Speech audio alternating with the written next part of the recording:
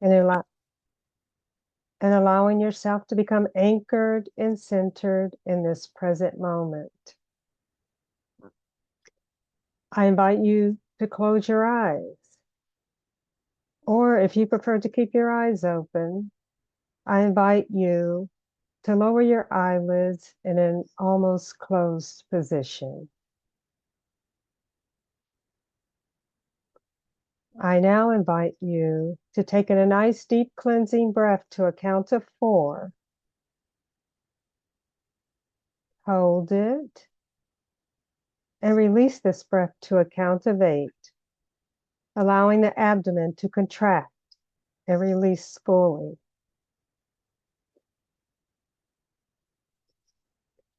I invite you to take in another deep cleansing breath to a count of 4. Hold it and release this breath to a count of 8, allowing the breath to be fully and completely released from the body.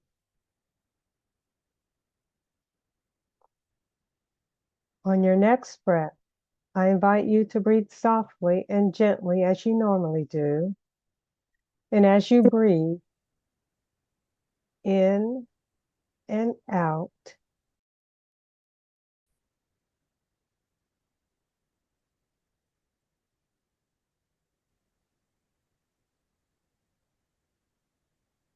Benicia, you're muted. I don't Yeah. know how that happened. I didn't touch anything, I No, no, no. It promise. was me. It was me. Sorry. Apologies. On your next breath, I invite you to breathe softly and gently as you normally do. And as you breathe in and out, take a moment to anchor in the awareness and attention in the flow of breath.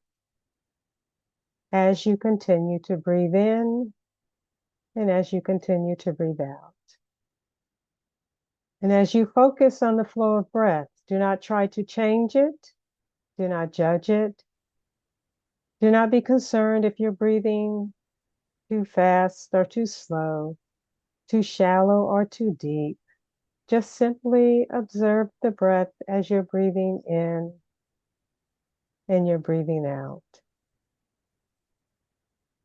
Just simply allow the awareness, the attention, the focus to merge with the breath and continue to breathe in and breathe out.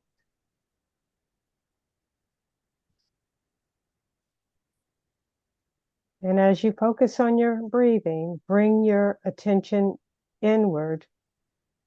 We are often focused on the world outside of us. Now allow yourself to focus on your inner world. Allow yourself to pull the senses to the world inside. And as you bring your awareness inward, focusing on the breath and quieting the mind, not judging, not analyzing, not wishing the present moment were different, not planning for the future, not stuck in the past, releasing all thoughts from today, allowing the mind to release all to-do lists, all schedules, any calendar events, and just to simply allow your consciousness to be right here, right now, in this present moment. Allow yourself to arrive in this moment at this very breath. Just be right here, right now, in this perfect moment.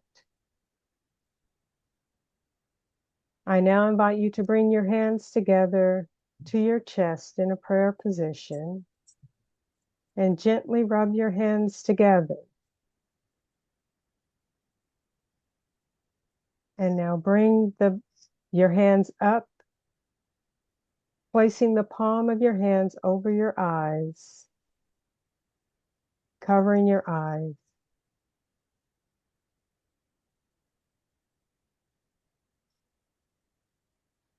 And now slowly and gently lower your hands downward towards your lap and open your eyes.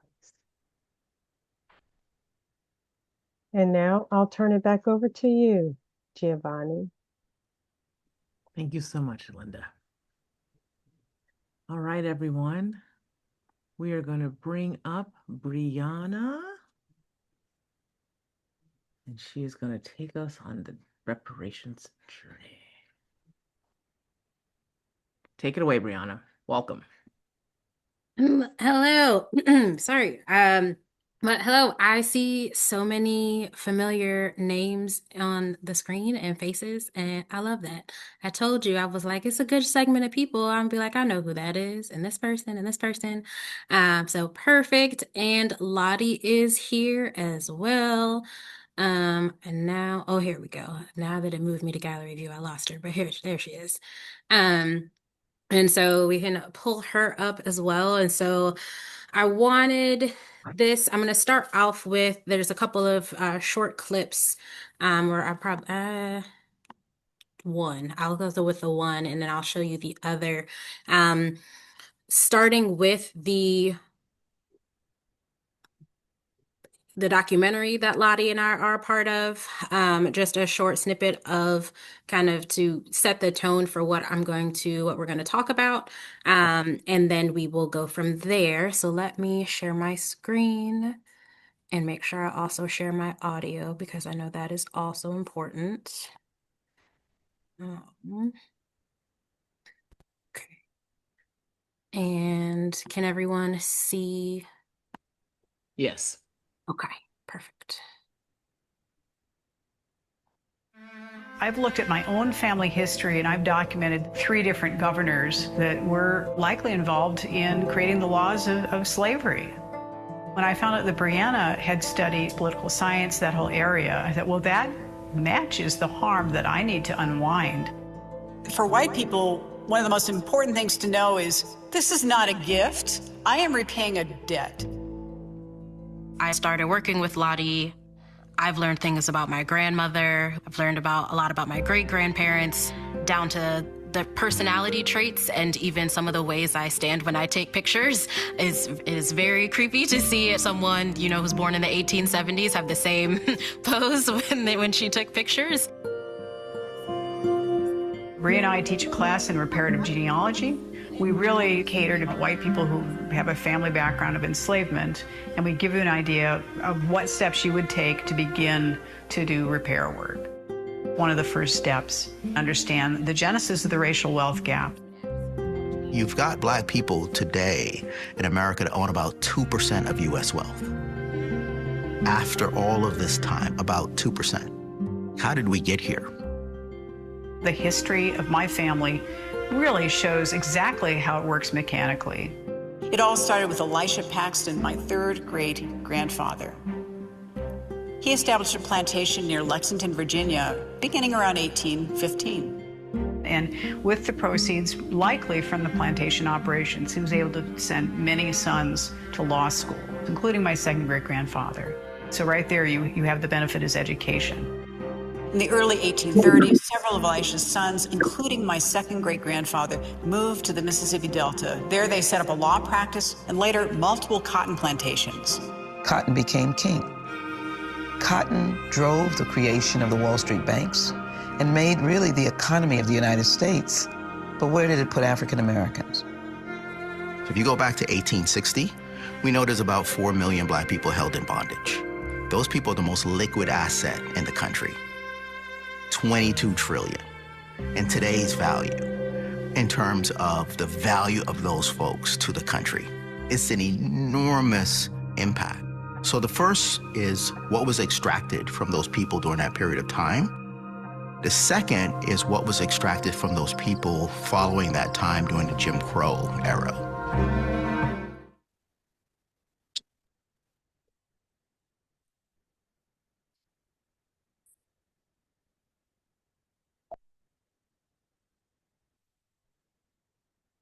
All right, I went to grab a prop. It is rather large. Um, I'm gonna stop this here. Okay, perfect. Here we go. And so I'll say especially given this being centered around liberation and freedom. And I especially have liked the framing of walking a path. So I feel like Lottie and I have absolutely been on a journey for the last few years, which of course started with coming to the table. Um, I like the framing of it because people always use the phrase talking the talk and walking the walk. Um, and I quite literally do both on a regular basis. So walking people through cemeteries, through the streets of Annapolis, and then of course talking, doing workshops and talks and series like this, ones that Lottie and I used to run during the pandemic.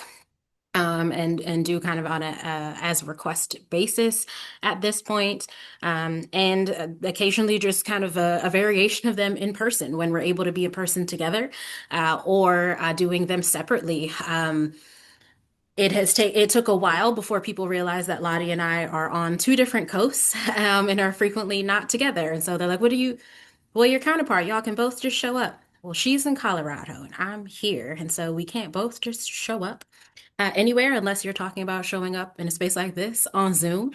Um, and so since we began, though, I'll say that it is always centered around the root of the word reparations. And so while we use the term, creating reparationists, or, calling the ways in which we go about teaching people reparations, calling it reparations, we very quickly were kind of isolated in the arena and being told that, what we do and what we instruct people or help people through is not really reparations. And so we have shifted in the last couple of years to calling it, okay, fine, direct repair, or whatever soothes your soul in not wanting to call it reparations. But I would say that the tune of that has shifted in the last few years as the political landscape has been what it is, and to an extent, people kind of going underground or having to shift how they frame the work they do. They've very much shifted to the lane that Lottie and I have been in from the beginning. And so really building momentum at the individual level, the group level, you see different churches and different denominations pulling together neighborhoods, municipalities, figuring out, how can we get around this or subvert, what is explicitly not allowed. I work with a museum, and so that museums and historic homes have become primary locations for field trips, group visits, even from like places, organizations like Boys and Girls Club and places and organizations like that, because of kind of the restrictions, depending on where you live, about how you go about teaching information, especially with children, but adults as well. And so, as we have done this work, I would say, even before we really named it, we have really focused on the root of the word reparations, which is reparare, which is Latin. So to restore, make ready, or put back in order to a sound, good, or complete condition. Different from the definition of reparations, but you can see the alignment there, and how you get from one definition to the other. And for Lottie and I, in being the nerds that we are, the introverts that we are, being able to scour the internet, scour what we have learned, what we know, the people in our networks, consolidate information, put some of it into layman's terms, some of it into more jargon-based activities and discussions, but being able to really approach and discuss the topic with someone who's never heard of reparations before a day in their life, or who is well versed in it, and really cover that spectrum and have people at both ends of it being in the same meeting and able to learn something from one another. And especially when it comes to being cross race, cross socioeconomic status, and across generation, especially to three of the big differences that we have, which when we are together, we kind of, I know I always kind of break the ice in that way, noting to people, hello, yes, us too, different races, same gender, different socioeconomic status. We live in different places. We get it. We're very different. Also, we have a lot of similarities. We're here to teach you things, and you can feel less awkward now about it. You've recognized our differences, and that makes you feel awkward. It does not make us feel awkward. So we're moving on. Um, and I think it really it continues to surprise people, I think, as we run across them where they go, you all genuinely just get along. There's a confusion there, a somewhat of an air of, oh, that's possible. So it's like a refreshing, but also not concerning, but of confusion of, well, how did you all get to this point? Um, and while a lot of that has meant that just stars have aligned for the both of us to be in the same place at the same time, which was a coming to the table gathering back a few years ago, pre-pandemic. But also just in how we communicate, how our brains, process information, and how we view things, and being able to come to a middle ground, or just are already thinking the same thing. There's just a lot of alignment there that has worked out. But there's also some points where we've had to kind of go back and forth and see, all right, well, you land here and how you understand and interpret that. You land here.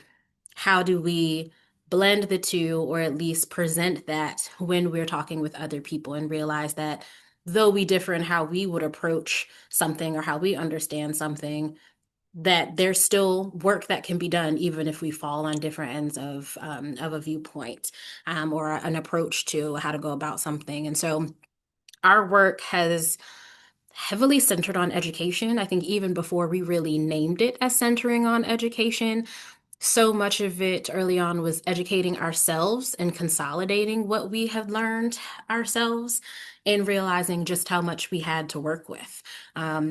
For me, I was raised by a plethora of teachers. And so I learned in the classroom, I learned at my dining room table. If I did not have homework from school, elders made homework for me, to further expand on what I learned in school, and especially what got glossed over, which 9 times out of 10 meant the more particulars about us, about my people and where I'm from here in Annapolis. And so them having me do deeper dives into information, into people, into places. And so when I linked up with Lottie, one of the things that she had kind of separately had interests in was history and genealogy, whereas for me, the two have been intertwined my entire life.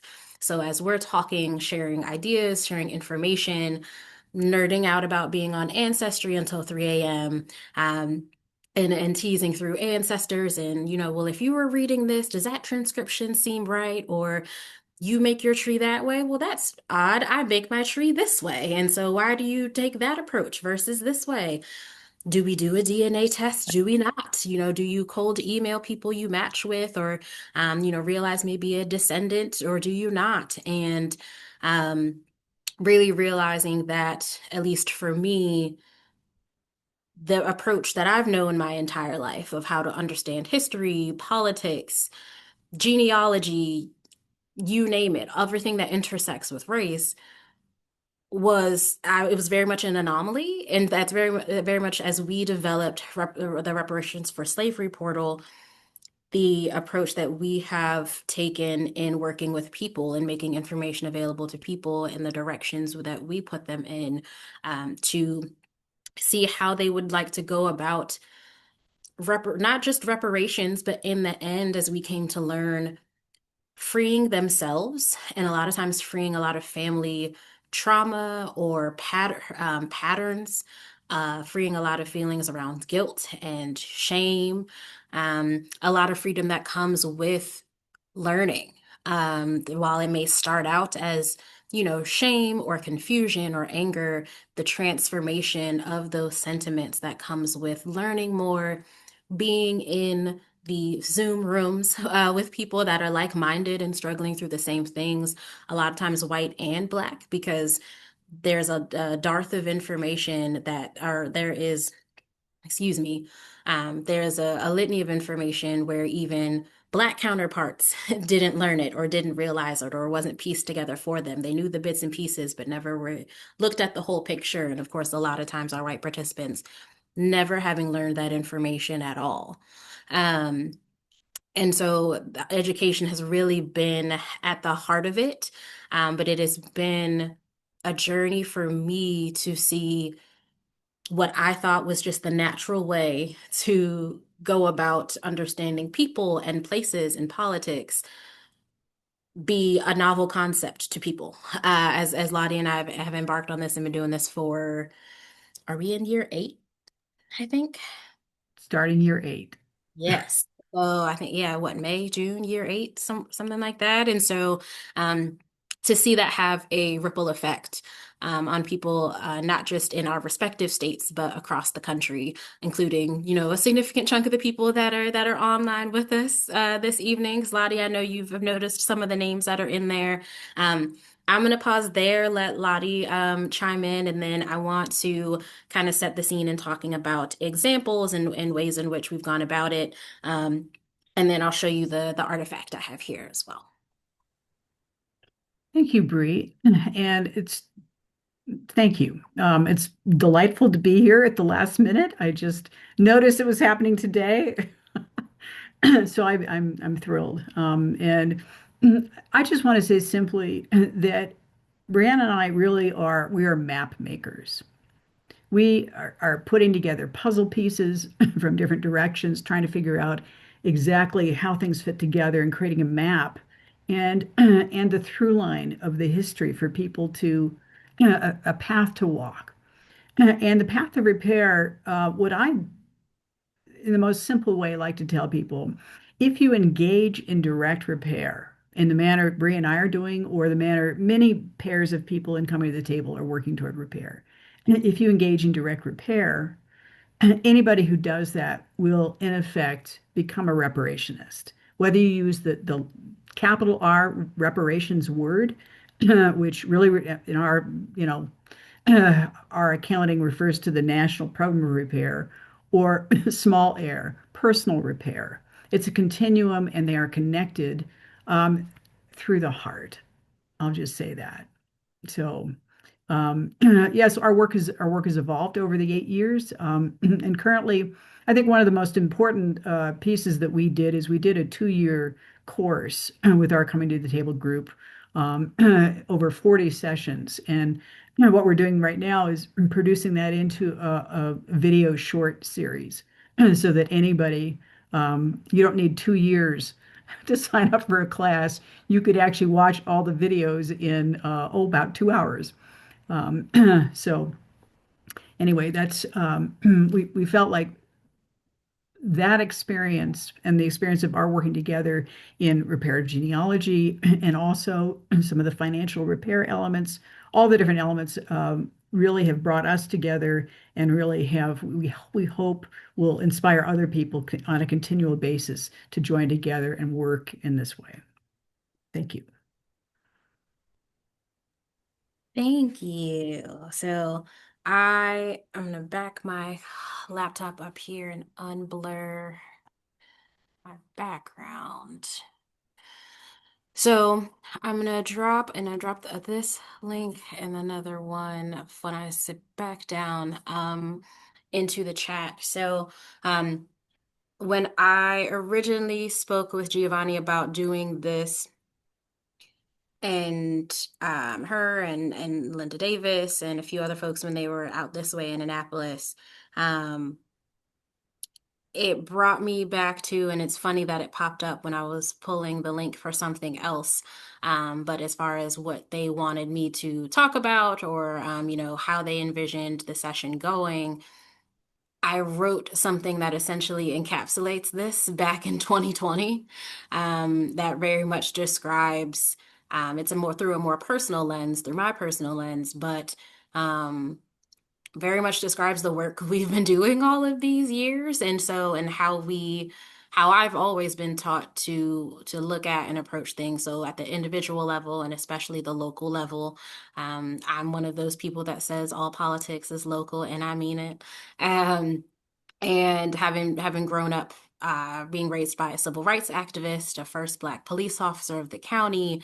The civil rights activist also who was our community genealogist, our family genealogist, our community historian, our family historian, served on multiple boards here in the municipality, advocating on the behalf of other people, of adults, and while, also teaching students and coordinating trips to the March on Washington and starting sit-ins in restaurants, just this multifaceted woman, and that is she and a few of the other women that raised me really embodied the that's how you walk the walk. Like if this is what you believe in and this is you know a purpose for you, a life purpose for you, if there's a will, there's a way. And of course, what I do now in 2026 looks very different than what they were doing in 1956, in 1966. But the analog tools, if you will, and the critical thinking and the skill sets I developed from them at, in elementary school and early middle school have allowed me to adapt that to the present. And like I mentioned, one of the aspects of education, being education that we do, while Lottie and I do a lot more work when we do work together with adults outside of that work and more locally here, I do more of a mix. I also do work with children, and so I'll hold this up for you, hopefully. And so in 1810 was the year that Maryland had the most enslaved people. This is a wooden map, and I'll bring it as close as I can so you can kind of see a little bit better. But there are little pins. So as I go to visit different places, and I'm overdue for putting a few pins on this map, and there's a listing of the county by county, the numbers. So free persons, total free persons, enslaved people, and being able to account for these numbers for these people in these locations lends itself to one of the elements that we look at when we are discussing reparations and, identifying people and harms and what repair would look like. Because while I, of course, will say, if you ask me, oh, I'm from Annapolis, specifically Eastport, right?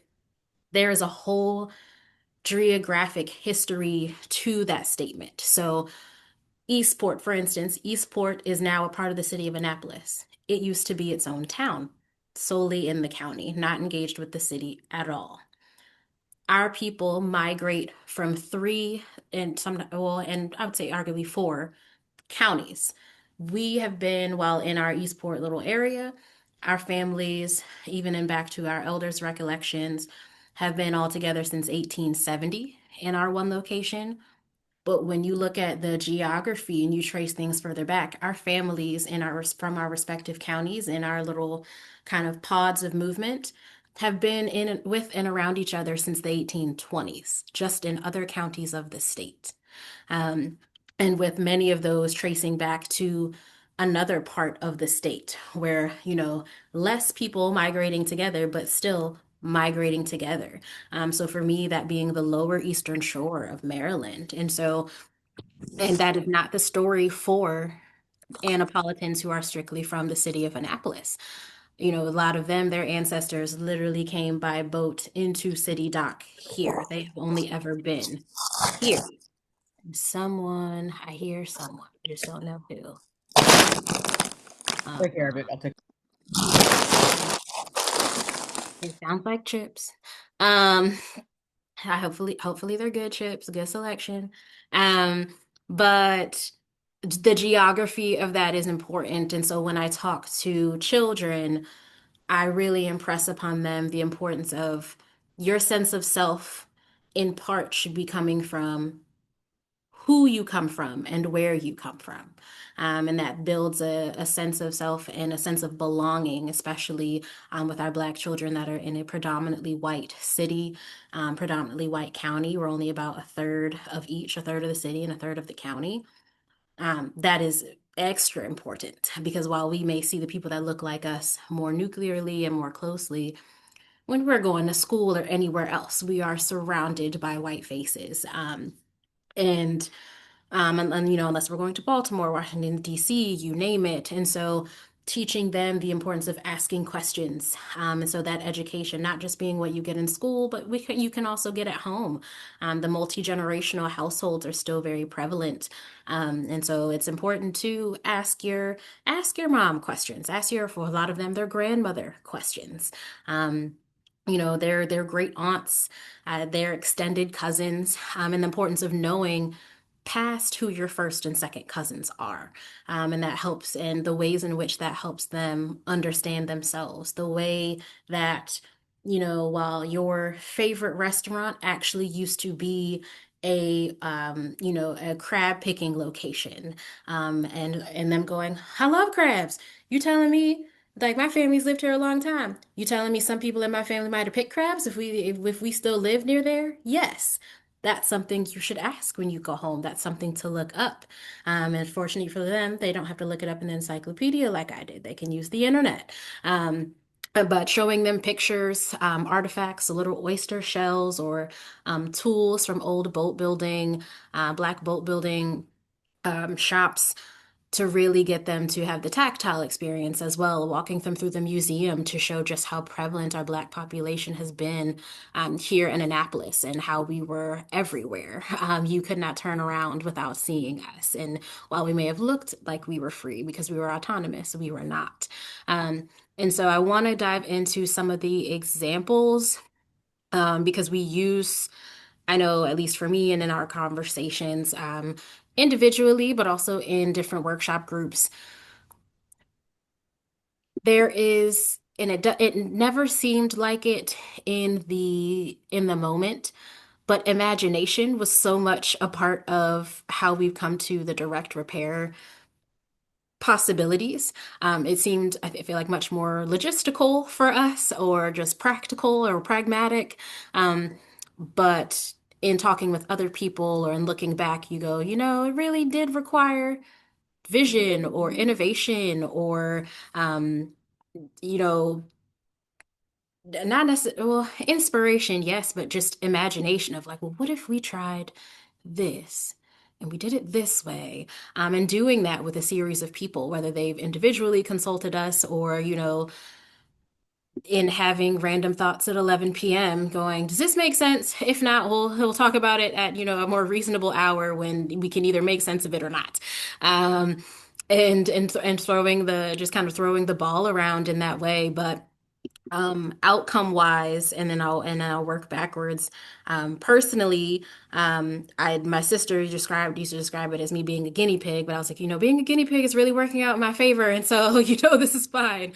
But reparations for me, and being able to advocate for defining reparations for myself, and getting white people to understand that as well, of, you know, what you don't get to dictate what reparations looks like for someone, like that requires them as well, that input coming from them. But that has meant a drastic reduction in my student loans. That has meant me becoming a homeowner before 30, and knowing how to maintain my home and learning how to have one, because neither of my parents have never owned a home, and especially a condominium. And so all that goes on with, you know, having an HOA, what that means, what they're responsible for, what I'm responsible for, the differences in taxes, um, learning about net worth, you know, and so cash on hand versus net worth, and assets and depreciation, the works.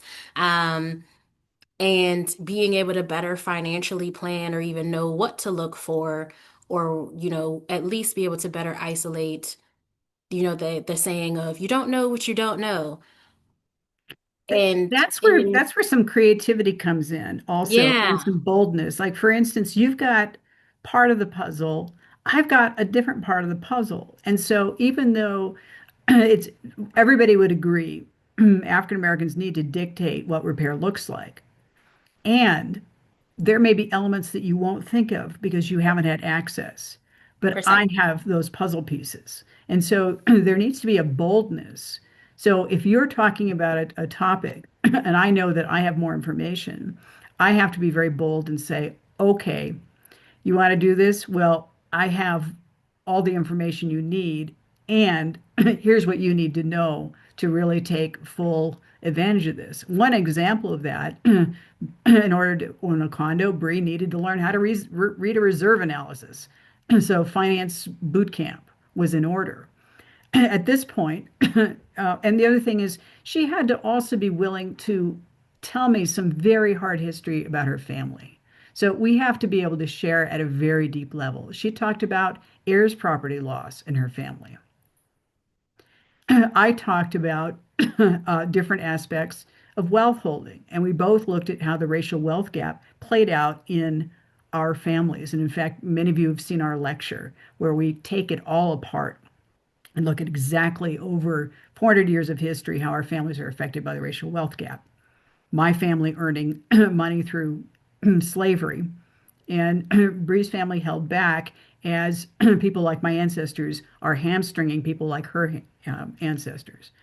So it takes a willingness to take some major risks, but the outcomes can be amazing. For instance, something that happened just a few months ago is Bree has learned so much about the legal process, establishing wills, trusts, all that financial work, that she was able to lead her cousins who had the house next door to the family, or her aunt's house that they had lost through heirs property loss.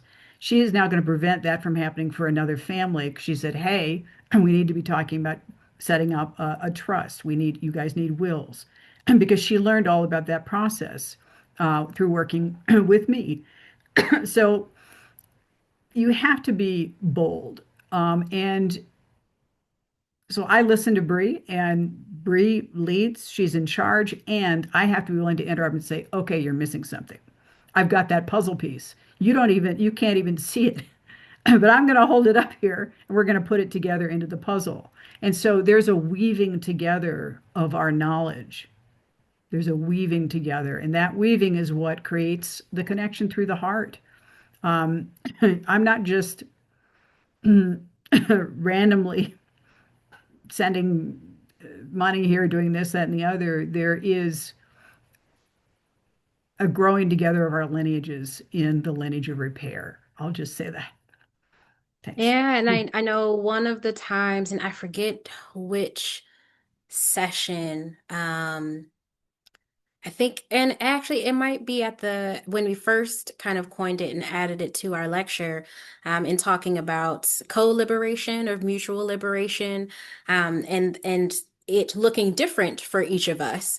The power that reparations has on the liberation of Black people, but also the when on the white end of the experience, liberation from white supremacy. Really unpacking, spending the time doing the work to unpack the hold to capital, whether that's financial capital or social capital, because a lot of times people have gone through our courses or embark on this work and, lose relationships and friendships once they realize, oh, they're taking this real seriously and we no longer, politically or mindset align and lose some of their longstanding relationships or, get isolated from family, no longer invited to Thanksgiving, if you will.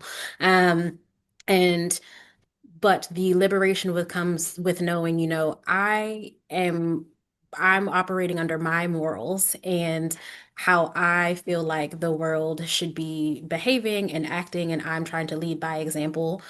And I feel good about that. I'll miss people and I'm sad about that, but maybe they'll come around, maybe they won't, but I feel better about myself as I continue to do this work and learn more about myself and others and how I can make an impact. And that being a very liberating feeling and liberating oneself from or many conversations around shame and guilt, as people have learned things or even like about their family members, but even realizing things about themselves and previous actions or the way they thought about things that people said to them or did or and being judgmental. And so the freedom there and the liberation there to make sure I bring in those terms around that's the center of the session.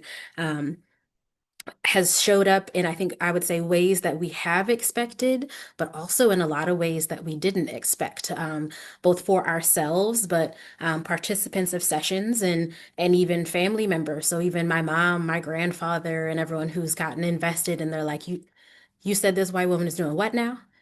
Now hold on. And you said you're going to be a homeowner. You said the student loans are not really a noose around your neck anymore. How is this happening? And watching it happen in live time and listening to me speak or do presentations like this or otherwise, things in person or um, and or hearing from other people. My was my primary thing. My grandfather will be 92 in July, and my whole life it's, oh well, I'm Reggie Harris's granddaughter. I'm Marva's daughter. I'm this, I'm that. And over the last few years, he become, oh, you're Brianna's granddad, and he's like, oh, now this is a role reversal. And people going to him, oh, it's Brianna, your granddaughter. I saw her do X, Y, Z. I heard her do this, that, and the third. And he's like, I hear you out here making me look good. I try. I try. But the heartwarming it does for them, the burden, the relief it brings to them, that I certainly didn't expect or think of at the beginning of doing this work with Lottie, and I don't think they had thought anything about it at all either. And to the point that my mom and Lottie have their own relationship as well. And so there's there's a lot of freedom and liberation to go We around in gang different. up on Bree. They It's do. fun. They do. That will say that is the downside of working with someone that is the same generation as your mom. They band together sometimes, a lot of times. Um, but I know we mentioned a couple of things. One of the other things I wanted to mention is that from the very early aughts of this was um, business building. And so I had freshly created an LLC not too long before I had met Lottie, but was still kind of hammering out the cost of things. How much do I charge people? How do I charge people? What do I need? What do businesses have? What do I write off? And Lottie really helping me build that up, where she goes, if you're doing the cost of emotional labor is high. She was like, at bare minimum, this is what you should be charging me given the caliber of work you do and the type of work you're doing. Like, do not let anyone charge you anything less. Like, and you can require, certain amounts of minimum time periods. The price is the price. When you see inflation go up, your prices have to go up. And, so learning invoicing and all of the kind of bits and pieces that no one in my family has ever had to maneuver, despite so many of them having side jobs. It was in a different era. They didn't have their own LLCs, and so really getting to flesh that out and really grow my LLC through this work with Lottie as well. And there's no one. Oh, no, there's no one I could have asked for that kind of knowledge or guidance in my own family, but frankly, in some of my friends' families, either, family friends, community friends, maybe some people that could kind of help with nonprofits at most, at best. And so being able to have that resource of admitting to Lottie and she calls it boldness, but kind of having to push through the fear or concern or inadequacy of going, I don't know this, which takes a lot. If anyone knows type A or Virgo people, it takes a lot to ask for help. And so really having to steel myself and go, I know that I should do this and that it will help me in the long run. That's all I know. What else am I looking at here? What else do I need to prepare for? Um, and that being a huge part too, and that's being something that I share with my counterparts in the Black community, whether it be my mom's generation, my sister, and my friends, whether it's around home ownership, establishing businesses, or how to make sure we're set up for success, and as we accumulate assets and create a decent net worth, how we can pass that on and create generational wealth. I'm in the position to be willing to ask those questions. And they're like, oh, great. I'm glad you figured that out. Let me make a mental note for myself because I don't know that if I had it in me to ask someone. Um, and being able to pass that along and share that along. And so I'll stop myself there. I'm sure Lottie has plenty to chime in and add to from her perspective. And then I know looking at the time, there's supposed to be some time for Q&A. And so Giovanni, I don't know if you want to bridge into that or how you want to go about that. Sure, let's hear from Lottie. Then if you while we're hearing from Lottie, if you all have questions, please drop them in the chat and then we will go with them like that. Go ahead, Lottie. Thank you. I'll just say briefly, you never know where you're going to connect the dots here. There's so many different ways that I never thought I would connect. For instance, Bree and I are both deeply neurodivergent. I'm on the spectrum. I don't know if you've got your test results back, Turns but out I'm not, but the other reasons are they thoroughly explained why. But but we have a number of things that can cause us a lot of pain. Like for instance, I can be sitting with Bree and I can tell when Bree, I can tell when you're overstimulated. You begin to get an eye twitch. There are times when you'll say something to me and I know, wow, I didn't know that you saw me so clearly. I thought I had hidden that, from everyone. But you see me. We see each other through the distance, through our age difference, through generations, through race, through class, through all these things. So you never know what element is going to be truly reparative. And it can be completely surprising where those connections can be. So we're mentioning financial things, we're mentioning educational things, but I also just want to say just the element of sharing through the heart. Um, and I would say most people would not think of us as heart-centered people. They think of us as very brain-centered, but you would be missing an important part of our connection, which we don't really talk about much. We talk about the things, with line items, bullet points. It's part of our exterior personality. But I just want you to know just how powerful this connection has been for me with you and how healing it's been because the things that we are truly aligned on just in our deepest parts of our personality have really been what's made it possible to connect in terms of this repair work. You can talk about all the other elements, maybe things we've done which are amazing, but to me, the deepest part of the work is through the heart. So I'll stop there. Thank you. I'm so glad that you said that, Lottie. I'm going to put myself in the spotlight with you all. Hi. I while I'm waiting for questions, I think they're starting to come through now. I would like to ask something that's coming up a lot in my conversations with leaderships and circles across the country and coming to the table circles is people's discomfort with being uncomfortable, which seems to be like a critical thing to be willing to be if you're going to be in this kind of work. And so I'm just wondering if you all could both talk a little bit about how you negotiated that, like individually and together. And then I'll go to the questions over there. oh, I feel like we both did probably a credit to the neurodivergence. Balance being worried about being embarrassed, but also bold enough to be embarrassed. And, so the most recurring example I get from people, especially as they do ancestry tests or, trace through descendants of people their family enslaved or anything like that is, and even in the documentary, Randy and Sarah speaking to that aspect of, okay, I think this is the person. Do I message them? What do I say? What if they don't respond? And just kind of spinning out about that and um, the white person feeling that way, the black person on the other end seeing a message and going, is this real? Is this what's happening?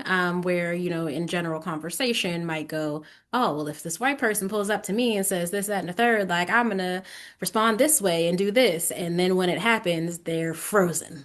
Um, but we, right out of the gate, especially when we do presentations, we address the awkwardness in the room. We're like, look, this is going to be awkward. It's probably going to be real uncomfortable. There might be some relief in there. This is going to be a whole mix of all sorts of feelings.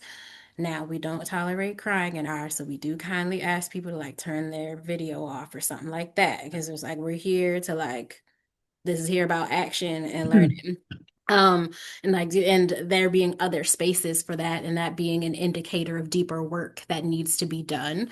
Using that kind of as an example of like, see this bringing this up for you, clearly there are other ways this is hitting you that you did not realize. Like you came for one purpose and this is clearly bringing up something else, even if, especially when they can't name it. And it's like, I'm crying and I really don't know why. I can't tell why this is, why I feel bad about this or sad about this or angry.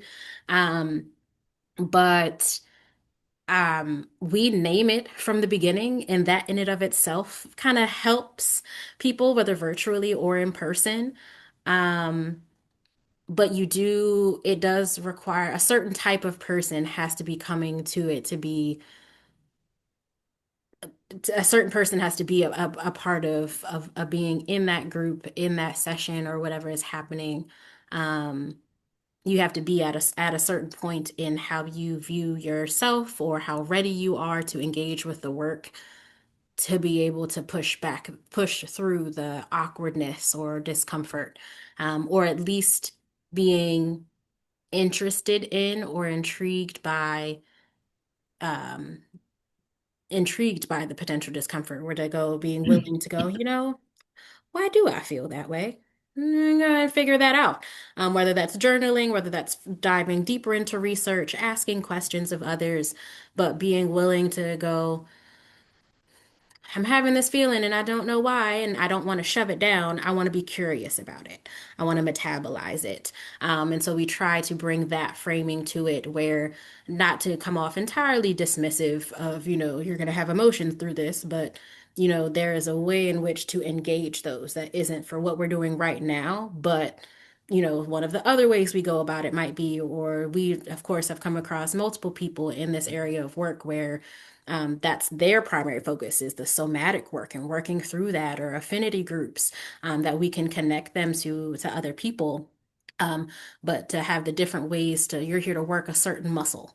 And, this is just one of the ways. And so you're going to be uncomfortable probably for a while, not just here, but after this, in and out. It might leave and come back to you as you realize something else or learn something else. But understanding and going, all right, so if I'm not ready to be uncomfortable, I might not be ready for this yet. And that being okay and being able to, vocalize that, like, that's okay. You just might need a little more time before you thought you were ready to jump in. Maybe not to the deep end, you're ready to jump into like 4 feet, and that's fine. And you'll get there. But I've noticed that naming things really, I would say, helps more than I think we realized from the beginning. Lottie? I would certainly agree. Also, so risk taking on the part of white people, taking a risk, asking questions, and seizing opportunities when they present themselves. When I met Bree at a national gathering in 2018, I would say you were just about the youngest person there, which I noticed right away. You stood out. That is part of And why Linda Davis tried to made sure I went. She's like, they need yes, to know we have some young people that attend these. I can come. exactly. Also, I noticed that you were not happy. You were a little bit angry, peeved, at certain things. And what I noticed first about you is that you had no problem expressing displeasure, including at something I had said. We had not really spoken, and I said something that was really pretty annoying, as it's it's part of whiteness to talk about things you don't really know about and make a proclamation. And Bree walked right up to me and said, seems like you haven't really thought this through. And I could have headed for the hills and go, oh my God, this is somebody's attacking me. Instead, I thought, wow, this is a bold person. I'm pretty bold too, but wow. And I said, maybe instead of running away, maybe I found my partner because that's what I came here looking for. And here she is. So I probably surprised Bree. She surprised me, and I surprised her back by offering to partner with her within, half an hour of meeting, basically, in a variety of ways, and also saying, "Look, I can make this worth your while. Let's talk. Let's figure it out."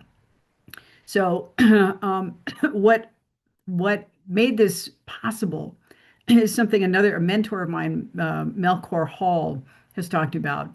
Don't try to engage in repair with somebody that you wouldn't enjoy playing cards with.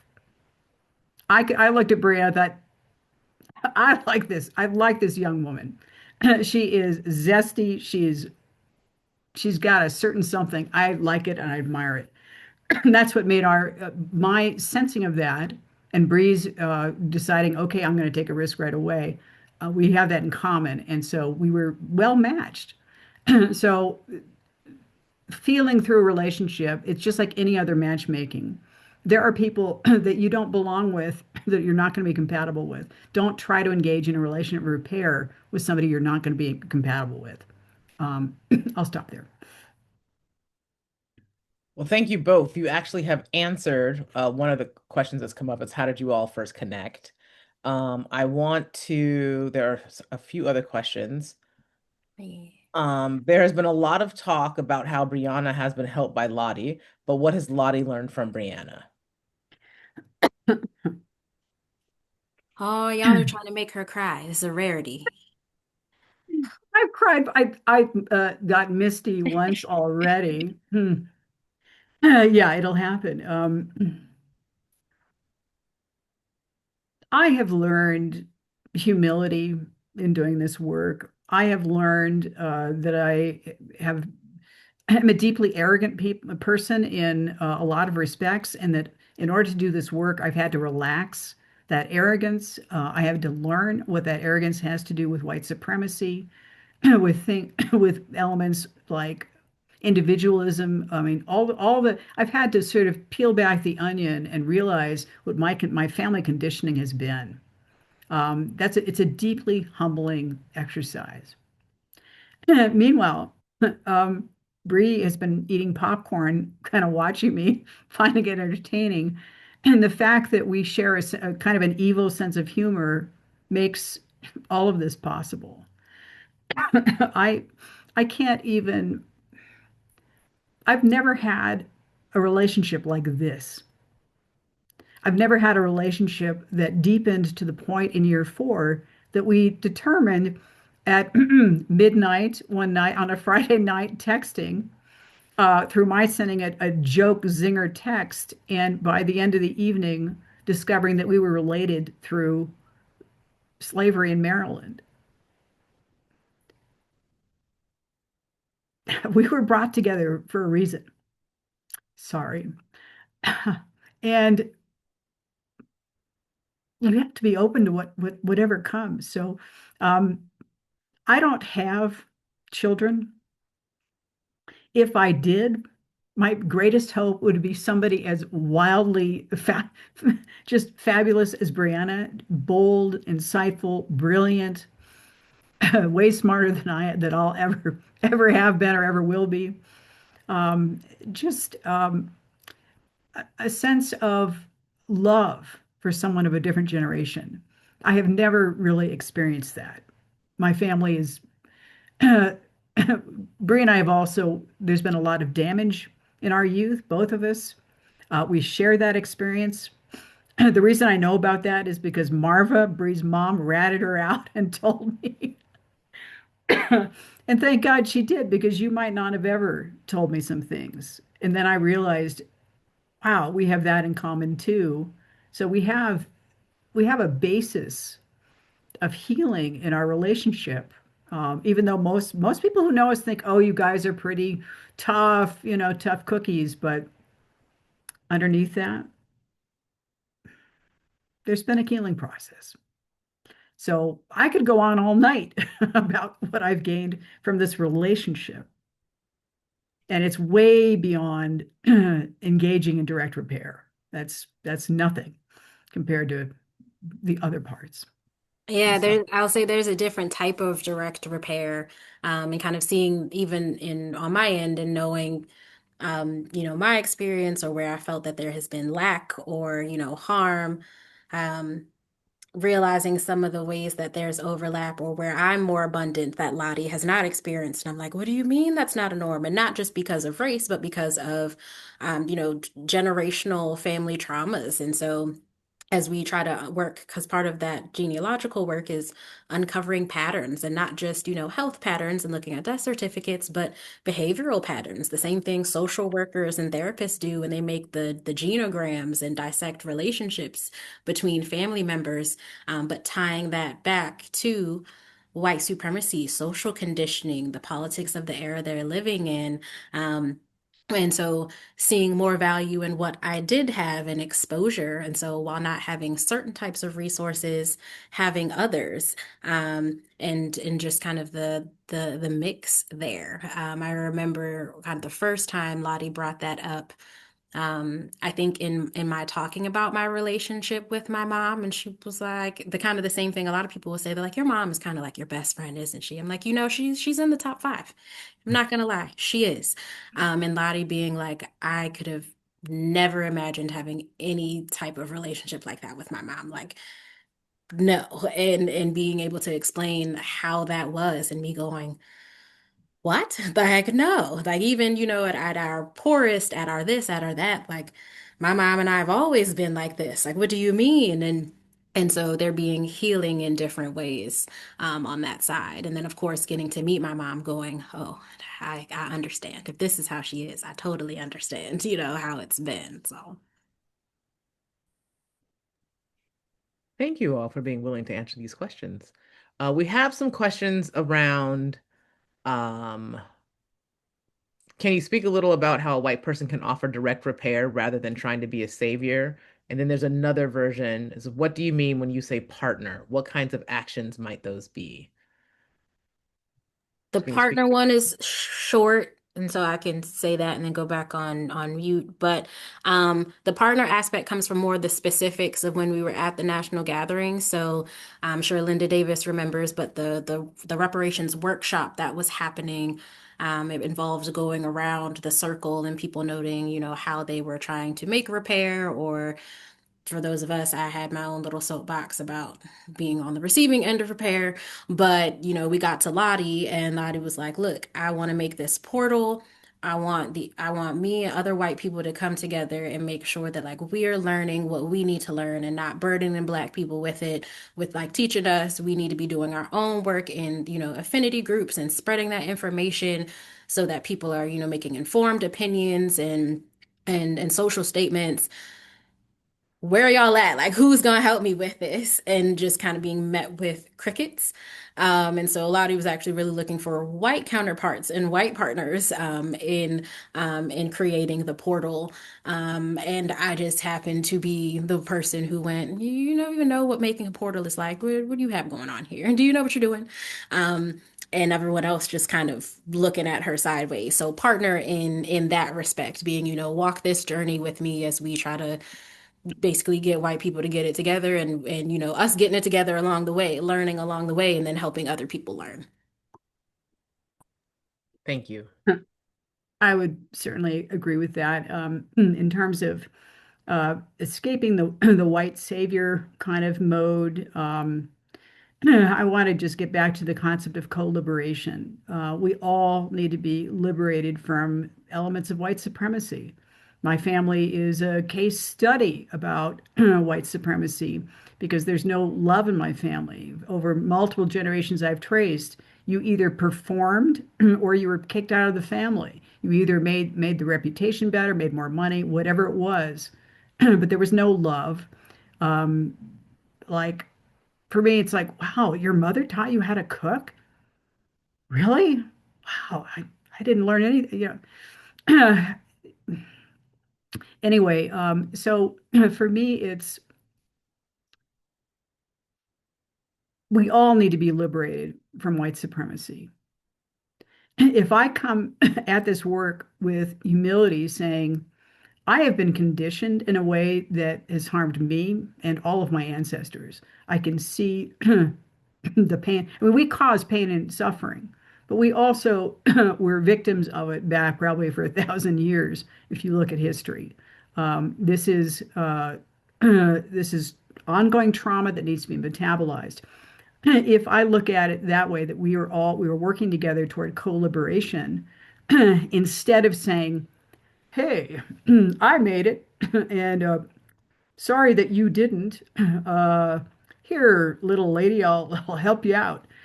That is a very white supremacist attitude toward trying to work toward repair. That I'm going to save you. I have it all figured out. You want to emulate what I have. The fact could not be further from the truth. Bree should have everything that I have. I should also have what she has, is in terms of connection to community, healing, all these things. If we all have all of those things, then we have the potential to heal each each of us in our individual ways and as a nation. And that's part of part of what coming to the table does. I left to start a few different projects, which some had great success, some didn't. But what I always come back to is coming to the table gets down to brass tacks as to what it's going to take to heal this nation. And many people are not ready to acknowledge that both black and white, our connection to the lineage of slavery and its after effects. In coming to the table, we are willing to acknowledge that lineage, whether we found our connection or not, and we're willing to work toward repair, and especially through the linked descendants, we are willing to literally walk that walk. And Giovanni is taking us on a literal walk this year, which I just find very, very inspiring. So I hope I answered that question. I'm not sure. Bree, anything to add? I don't think so, but you also know I'm a yapper, so I'm trying to stay on mute and so we can get to as many questions as we I can. have a I'll be question. gone I in a have minute. sort of a follow-up question to Lottie. You said co-liberation, and I really wrestle with this word, even though it's one of my favorite words. And I would just like to know what that means to you. And to both of you. Like, what does liberation mean to Lottie, and what does liberation mean to Brianna? For me, it has, I mean, it has, if I talk completely personally, not politically, I mean, there's a political meaning for it. Personally, my family expressed white supremacy through how they treated family members over 400 years. My family are, I have not only enslavers, but the most vicious, brutal, abusive types. And that viciousness has passed all the way down to my parents. It's the reason I decided not to have children. Hmm. I could just say, oh, these are just personal qualities, but I don't say that because I've been able to link them up to all the conditions of white supremacy that resulted in the brutality of slavery itself. That lineage of harm comes down to the present generation. And if you are brave enough to look and see it, then you also have to be brave enough to say, okay, I need to be able to, in order to participate in the idea, even the idea of collaboration, white people, we have to heal from all of these behaviors that have resulted in everything we see that's wrong with the country today. So it isn't that I merely have to transfer wealth to Bree and bring her up to whatever my level is, and that is not co-liberation. There is a huge change that has to happen on my part personally. It feels insurmountable most of the time, and yet I persevere. Trying to take somatic abolitionist coursework, trying to connect my head to my body. So healing must take place in the white members for collaboration to occur and for me to be able to truly meet Brianna where we need to meet. It really, money or, all those things are nice. They're helpful for Bree as she moves forward in her life. But we have everything, white people, we have everything to gain because as I've learned talking to Bree and meeting Bree and other African American friends and partners, I had no idea that I had lost my humanity in terms of how my family was conditioned. My family had no connection to community, to faith community, to other people. It was all about gaining assets, exerting power over other people. Now, I live in a pretty extreme family, but that is what white supremacy ultimately is all about. And that is what we're seeing in this country's leadership right now. My family is no different in the past over 400 years. So, yeah. Thank you. And Brianna, how about for you? What is liberation for you? I would say, so I was thinking on it. I feel like I've gotten the question before and it's been a while since I've had it. And I feel like my answer has probably changed a little bit. So I was like, what did I used to say versus how I feel about it now? Um, One element of it is a liberation from scarcity mindset. And so, um, the not just kind of manifesting abundance, but um, when it comes to like I'm a hustle. I'm a hustle all the time. That's a part of why I'm always tired. But because it's like there's never going to be enough. The worry that there's never going to be enough. If I rest, I'm wasting that time. Because that's what my ancestors have known. My dad has always worked 3 jobs, literally until he retired. My mom has always worked at least two. My grandfather, he's always worked more physically intensive jobs, so only one, but long hours, traversing the city, the county. And before him, they were oystermen and tobacco farmers and enslaved people in those arenas. And so, all I know is working, and working towards making sure there's never enough.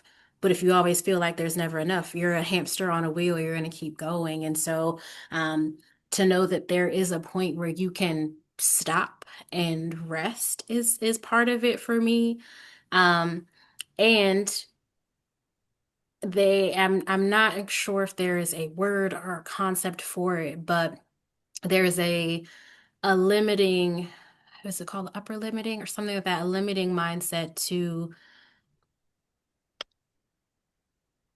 whether or not we'll be able to finesse the system, so to speak, the way that white people have. And so where it's like, no, we could learn it. We could figure it out versus like, man, this sucks. I don't know how they keep being able to do it. Like here we are doing this, that, and the third. And it's like liberating oneself from that mindset of like, man, they just able to do whatever. They're able to make this happen and that happen. Like they ain't never gonna let us let that happen. Until you know somebody like Lottie who's or my lender, my mortgage lender who goes, oh, well, I do this, like I do these transactions all the time. I did this for all of my kids. I leverage my assets. They do cash offers. We refinance it. The mortgage is there. They've got the good credit. We make sure everything is set. It's an extra set of paperwork. This is nothing. And us going, oh, so this is how property is being retained. This is how, and then you're making sure they have a trust set up and this, that, the third. This is how that's go. Oh, so if you telling me there's this and there's a template or something I can follow, and now that I know it, oh, you better believe my sister knows it. My cousins now know it. That was something last year, now know it. Whoever needs to be figuring it out is about to know it. Like, you'd be like, ask Brianna, that's no problem. I have the templates right here saved to my computer. Let's copy, let's paste, let's edit the sections in red. We about to be doing what they're doing. Um, and so really freeing the mindset from that. And while building our own kind of ways to do things as well. So kind of getting back some of that, I won't call it autonomy, but the way we were operating arguably during segregation and having not just our own businesses, but our own ways of making sure everyone was set, taken care of, sharing information, sharing resources, um, some of it is an element of getting back to that, but incorporating the way in which white people have managed to isolate and concentrate so much of the wealth, us making cracks into that and having just enough of us at least to know that it's possible and the way to do it, doing it successfully, and and sharing that because it, like my mom would say, it cost me nothing to give it away. You like, and you got to give it away to keep it. Like it cost me nothing to teach someone else that information. And so freeing myself of, I guess to an extent, in a way, being unworthy of knowing how to do it and doing it myself, following that kind of information or pro tips, if you will. But the weaponizing, the way in which the system has worked against me, learning it and being able to use it against the system or at least work within it, I guess, is the easiest way I can put it. And even though I know that's pretty convoluted, so hopefully snippets of it made sense.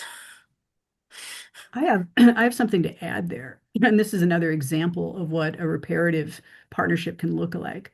One of my other partners, Asia Dorsey, who wrote part of the Modern Vectors curriculum that we taught in our 2-year workshop, it became apparent she was launching a business endeavor, and we have what we call a co-mentorship.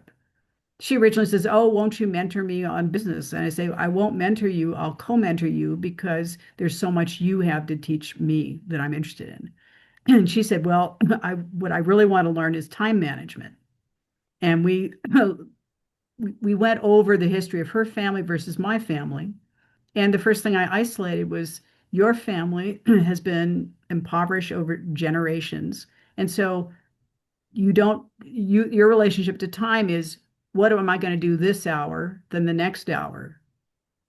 What will I do today? You're not thinking a week ahead, a month ahead, a year ahead, because your family has been impoverished for quite a few generations, and you're the first person who went to college, got a master's degree, and is now trying to stretch her relationship with time. My family, over 400 years, has been planning over 100-year periods, over 50-year periods. That's what wealth and maybe some of the positive elements of having wealth. And for instance, seeing on my wall an ancestor from several hundred years ago, a portrait, I can see that they attain things. I can understand how I'm going to it's almost transmitted just through looking at the portrait, the idea of success. So I told her, I said, I will teach you time management. What I want you to teach me is how to lead with the heart. And what I'm talking about is I can make a 5-year plan. I can do it. I can plan everything out, etc. And I can teach you to do it. But the fact is, I prioritize checking things off a list over being with people. That is the result of white supremacy. Mm. Prioritizing things, money, achievements over people. Right. And so I said, I want you you can learn the skill, and I want you to figure out how do we put both together so that heart and people are focused and you can get shit done. I said, if you can figure that out, that's the $1 million question that just might save the country. So we've been working for basically for the last year, trying to solve for that equation. She brings heart, kindness, passion, soul, and I bring skills, this particular skill set.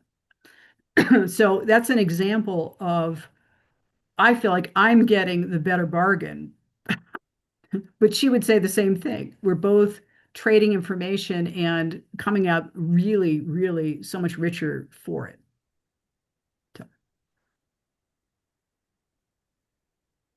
Brianna, any final thoughts as we are skidding into our 5:30, well, 8:30 for East Coast folks time? I don't think so. I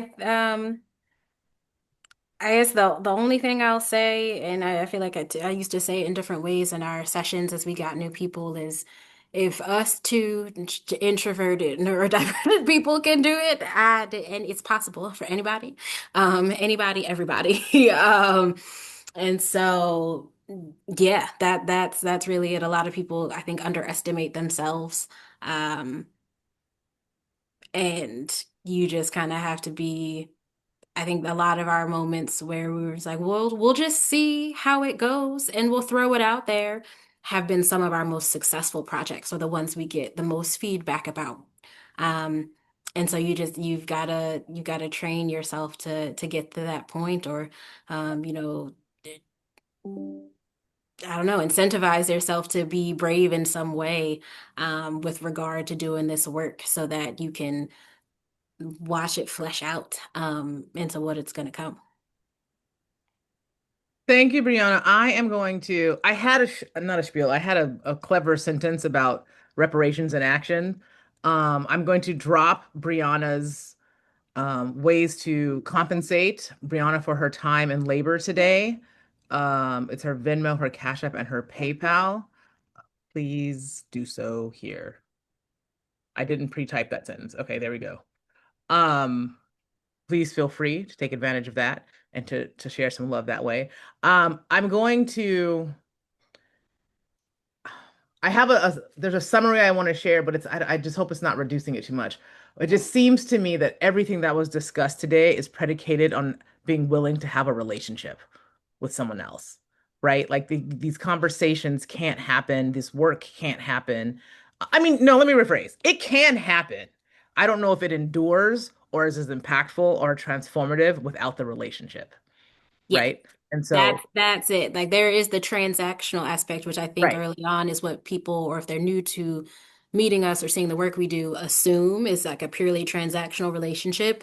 And then they are surprised, but then they realize it's a pleasant surprise when they realize, oh no, like we buy the same brand of shoes, we do this, that, and the third. So yes, absolutely. You're spot on with that.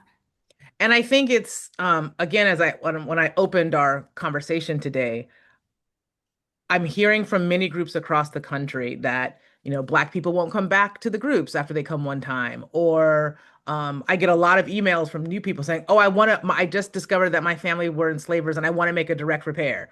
It's just like, wait, hold on, slow down. Like let's actually establish a relationship before you start going into these other levels. And it's so um there's a lot of personal things I want to say, but I'm not going to say. I really am struggling Say with. them. No, no.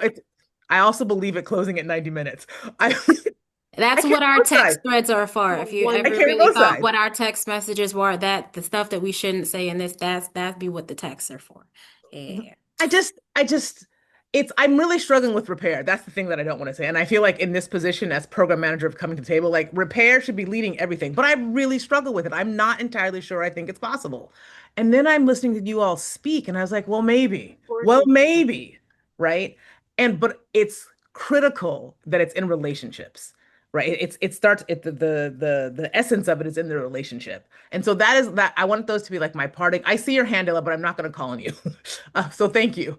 I see, I feel like if I can have everyone just take that back to their lives and to their groups, it's like we have to build relationships. Now, of course, that bears a lot of questions like, well, how do you build a relationship? And I think that we've had a lot of examples of that here today. They kind of just walked up to each other and said, "Hey, let's be in a relationship." Right? That's kind of what it boiled down to. And then the actual building of it took a lot more time than that.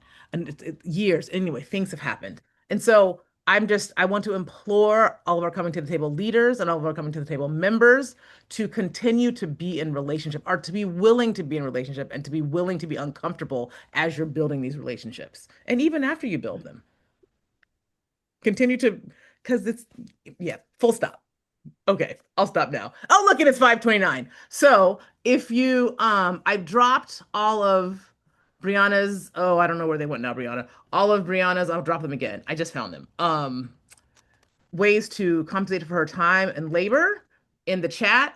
I'm also going to redrop our, if you missed it, I'm going to drop two links to upcoming events next month, about a month from today. We have a circle process training because that's the other thing we need to do. We like sort of be drilling down on as a circle process in our local groups. And then also there's a link descendant screening of my Omaha on Sunday, April 19th. So please feel free to sign up for those. Don't worry, I'll put them in the recap, and there will also be in some other emails between now and then. And I thank you all for coming today. And I thank you, Brianna and Lottie in particular, for your time and not just today, but for the 8 years that you all have been together doing this work and beyond, and the years it took you before you even met each other, right? All of like your existence on this planet. Just thank you very much. And so I'm gonna remove us from the spotlights, and then we can all everyone can say bye to each other. We can all come off mute and say bye. There we go, remove spotlight. Okay, so everyone, now we're all in the room together. All right, so There we go. you can come off mute and say goodbye. Take care, Thank you everyone. all for Thanks so much. coming. Evening. Thank you so much. Family. Awesome. Thank you. See God bless you everyone. all. Appreciate it. Bye-bye. Hi, Linda. Hi, hi. Bye-bye. Bye. Bye. Have a Hello. wonderful day. You too. Thank Thank you. you. Bye. Bye. Hey, Kevin, thanks for your comment about joy. He went, but thank you, Kevin. Thank you. Oh, you're Thank there. you. There you go. There I'm you go. here. Yeah, I'm here. That's my Thank definition you. Well, of liberation. it's the mother path joy to of you. getting there, Ashe. right? Being able to sleep at night, not worrying about your kids, not worrying about tomorrow. And what happens is what bubbles up from that crude is unfettered and unreserved joy. This is my definition. Love I it. love it. I'm all about it. Oh, Thank you, Kevin. Nice Thank to you. meet you. Thank you, Nice Kevin. meeting you as well. Thank you. Thanks to everybody. Thank you all. Thank you. Thank you, everybody. Bye. Bye. Linda and Venetia, hang on 2 secs. Two shakes okay. of the lamb's tail. Let me stop recording.